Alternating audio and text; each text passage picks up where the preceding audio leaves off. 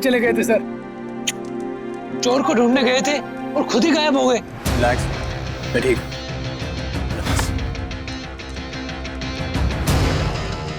तुम्हें घर जाना था ना? सुनो, मैडम को घर तक छोड़ दो। चलो।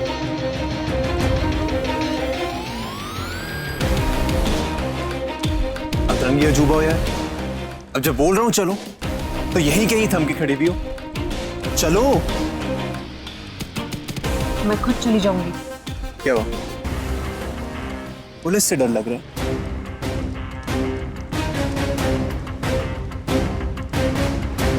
लिसन, रात बहुत हो गई है। सही सलामत मैं तुम्हें घर छुड़वा दूंगा।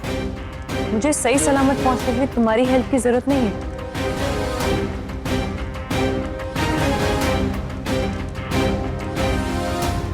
सर ये कौन लड़की थी जिसने आपकी बोलती बंद कर दी? Sorry sir.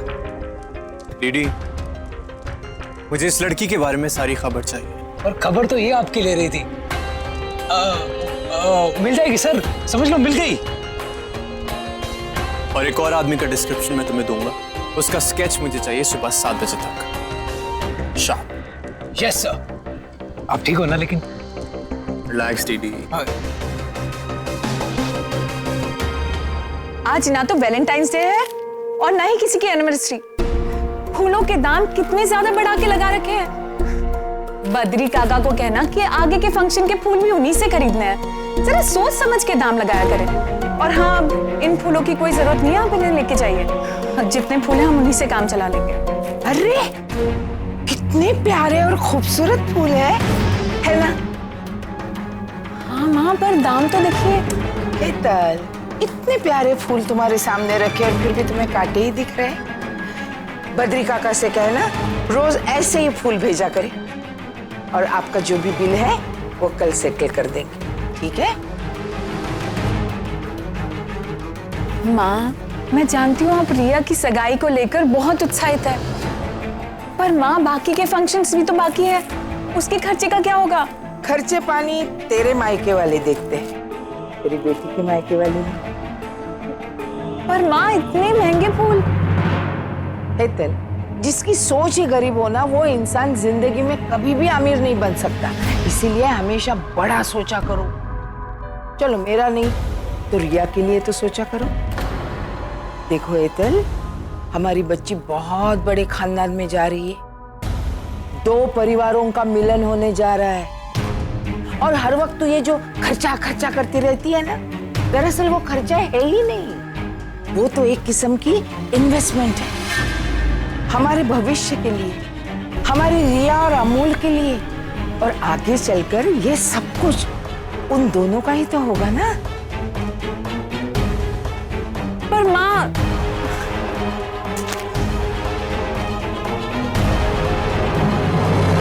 सब आगे जाके दोनों बच्चों का ही तो होगा ना, है ना? तो मैं क्या आपकी सौतेली हूं? कोई बात नहीं, आप अपना सारा लाड प्यार अपने पोते और पोती पे बरसाऊंगी तो मैं। एक धमाका बहुत धूमधाम से होगी आपकी रिया की सगाई।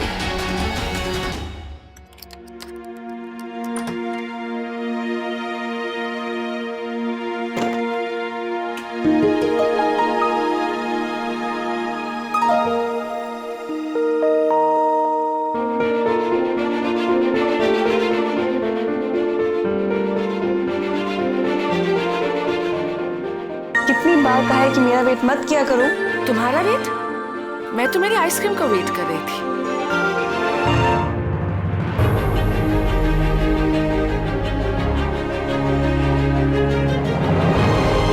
आइसक्रीम।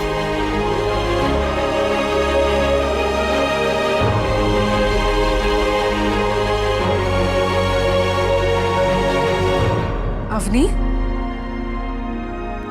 ये शर्ट इसी का वेट कर रही थी मैं कि कब मेरा ओरल एग्जाम शुरू होगा, मैं कुछ करूं और आपकी नजर में ना आए। ऐसा हो सकता है? नहीं,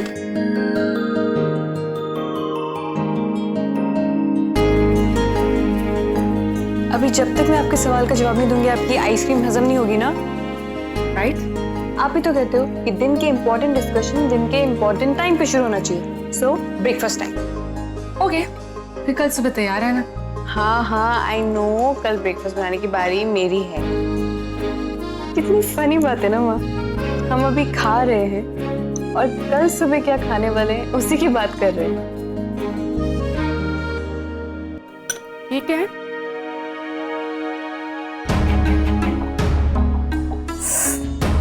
चोट कैसे लगी अवनी? आज की ब्रेकिंग न्यूज, एक मेहनती बेटी के घर लौटने पर उसकी माँ ने उससे इतने सवाल पूछे कि आइसक्रीम ही पिघल गई, पर माँ का दिल नहीं। क्या माँ इतनी थकी हारी लौटी हो? कल बात करते ना। मेरी बेटी थक जरूर सकती है, हार नहीं सकती। जिसके पास आप जैसी माँ हो, उसकी बेटी कभी हार सकती है? डर जरूर लग रहा है माँ। अवनी, ये डर तुम्हारी कमजोरी नहीं, तुम्हारा ताकत बनेगा ये। जैसे जैसे तुम अपनी मंजिल की ओर हिम्मत के साथ आगे बढ़ोगी, वैसे वैसे ये डर पीछे छूटता जाएगा। पीछे तो बहुत कुछ छूट गया है माँ।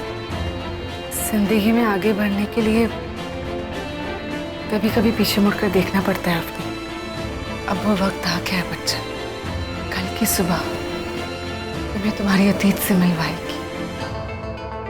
एक नई रोशनी, एक नया वक्त दरवाजे पे दस्तक दे रहे हैं। मौका और मंजिल दोनों तैयार खड़ी है अपनी, और मेरी अपनी भी तैयार है ना? ऑल द बेस्ट बच्चा।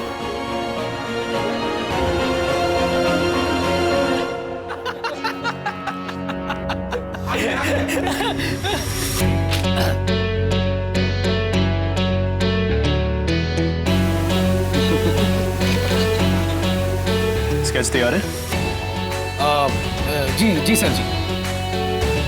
तो बत्तीसी क्यों दिखा रहे? किसी लंगूर की तस्वीर है?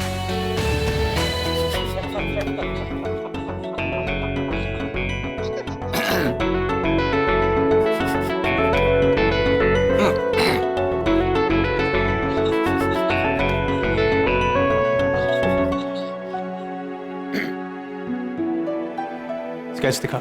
हाँ स्केच। हाँ सर। सर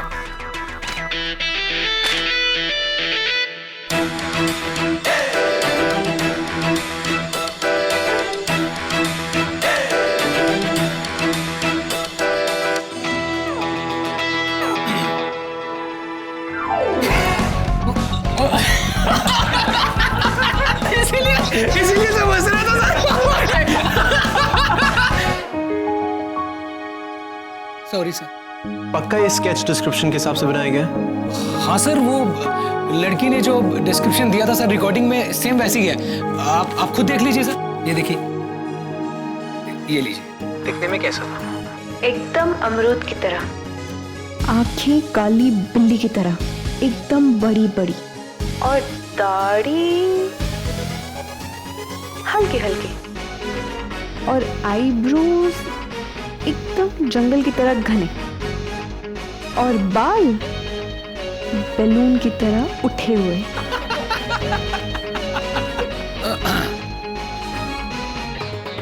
ये लड़की सच में एक अजूबा है। पहले एक पुलिस वाले की शर्ट उतार दी, फिर टोपी पहना के चली गई। बताओ सर। तुम मेरी लाइफ का मोस्ट इंपॉर्टेंट केस बनती जा रही हो। कुछ तो है तुम्हारे बारे में, और वो मैं पता लगा कर ही रहूं।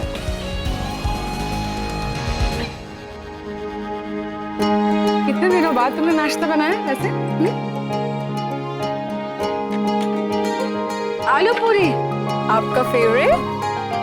वाकई तुमने ही बनाया है? माँ, पहले पेट पूजा फिर सवाल दूजा। Thank you.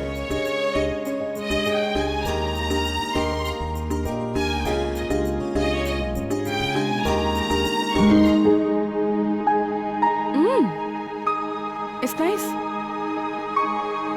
वैसे सुबह सुबह श्यामलाल काका की अच्छी कमाई करवा दी तुमने। माँ, कैसे पता चला आपको? कुछ भी सरप्राइज नहीं देते आप। पता नहीं कौन सा माइक्रोस्कोप फिट है आपके अंदर। माँ हूँ तुम्हारी। चलो खाओ, आप रात में भी ढंग से नहीं खाया, खाओ।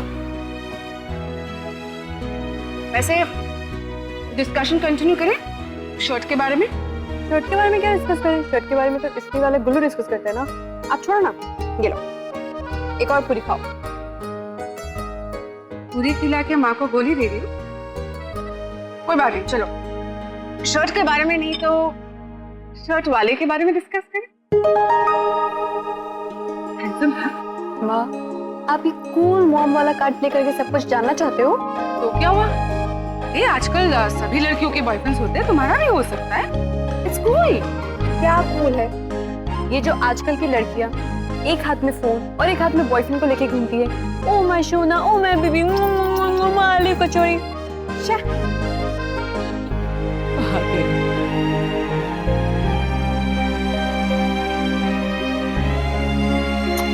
बस माँ, अब हमारे खुश रहने के दिन आ गए। अब जब चाहे जो चाहे मुझसे सवाल पूछ सकती हैं। मेरा जवाब तो आपको मालूम ही है।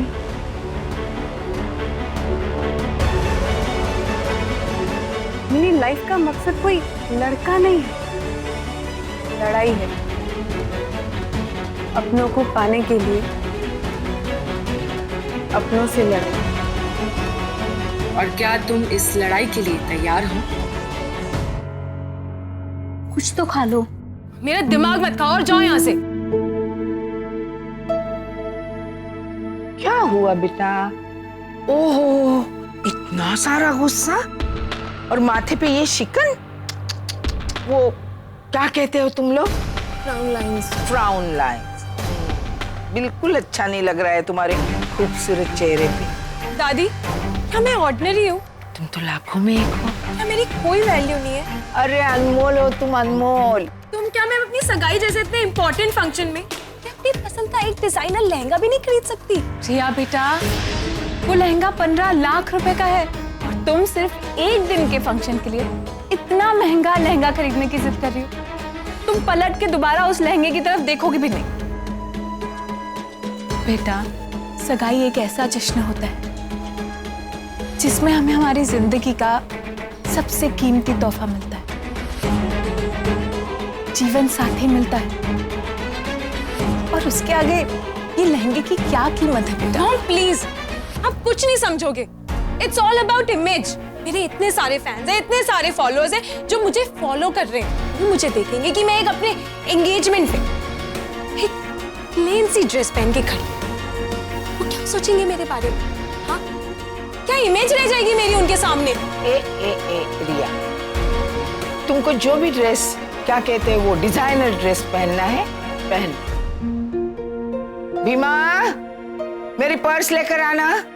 पर माँ, बेटर, कितनी बार कहा है मैंने तुझे कि शुभ काम में टोकना अच्छी बात नहीं है।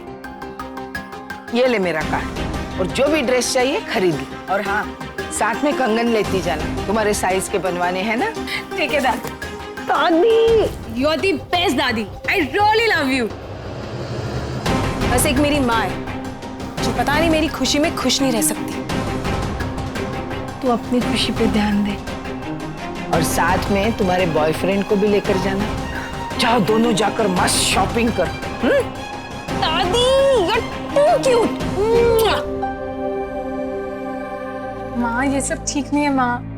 तू हमेशा ना नीचे नजर रखती है, सड़क की तरफ। सड़क से तो मैं भी आई हूँ, जंगल वाली हूँ, लेकिन मैंने हमेशा नजर आसमान की तरफ रखी है। आसमान से ख्वाब खरीदने का जज्बा रखती है। ये तो सिर्फ एक लहंगा है। हमेशा ना कमी के बारे में नहीं, कामयाबी के बारे में सोचा करो। एक्सक्यूज मी, आ गए आप? माँ, ये कौन है? ये हमारे मेहमान हैं। इनके चाय नाश्ते का प्रबंध करो और ऊपर भिजवा। जी ठीक है। सामान लाने में कोई दिक्कत तो नहीं हुई? जी नहीं। चलिए। नाम? अनन्या वर्मा। वर्मा, राइट? जी, अनन्या वर्मा। पोस्चर अवनी, कैसे खड़ी हो तुम? यूं कंधे झुकाकर ऐसे सामना करोगी दयावंती मेहता का? सीधे खड़ी रहो। कहां से आई हो? दिल्ली से। दिल्ली में कहां से? धौला कुआं। पिता का नाम? इतना समय लोगी तुम जवाब देने में अवनी? कॉन्फिडेंस कहाँ है तुम्हारा? यूं कंधे झुकाकर नजरें चुराकर सामना करोगी अपने सबसे बड़े दुश्मन का? देखो मेरी तरफ।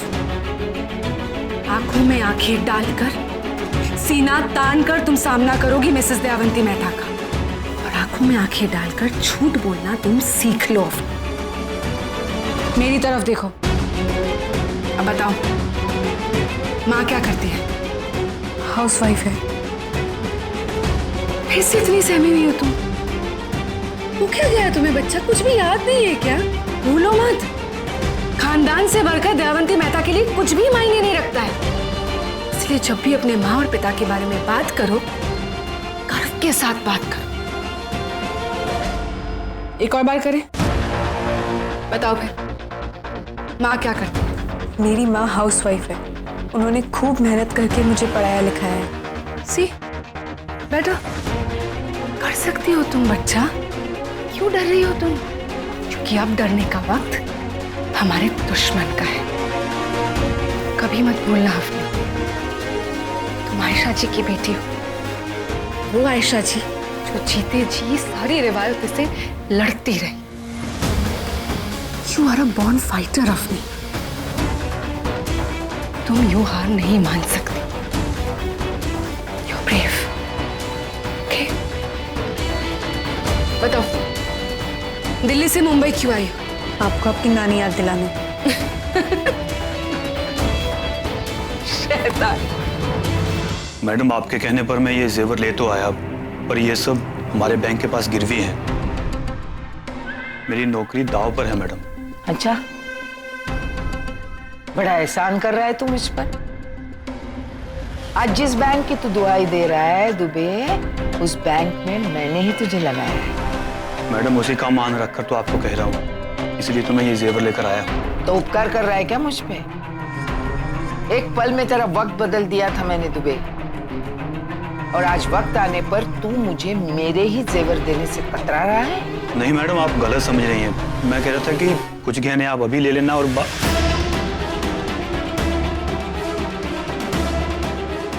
बस किसी को पता नहीं चलना चाहिए मैडम।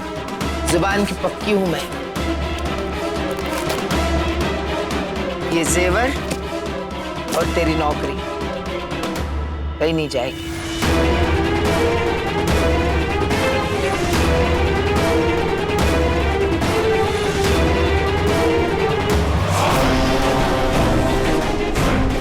एक बार मेरी सोने की चिड़िया उस खानदान में चली जाए, ये बुरा वक्त भी टल जाएगा।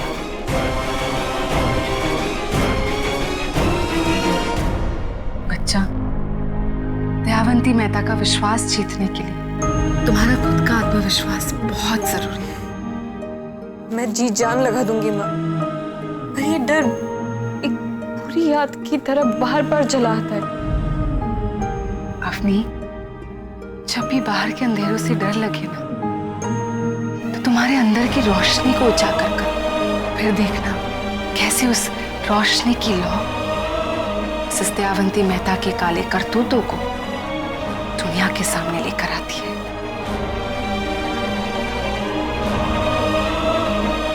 मैं ये कर पाऊंगी ना माँ?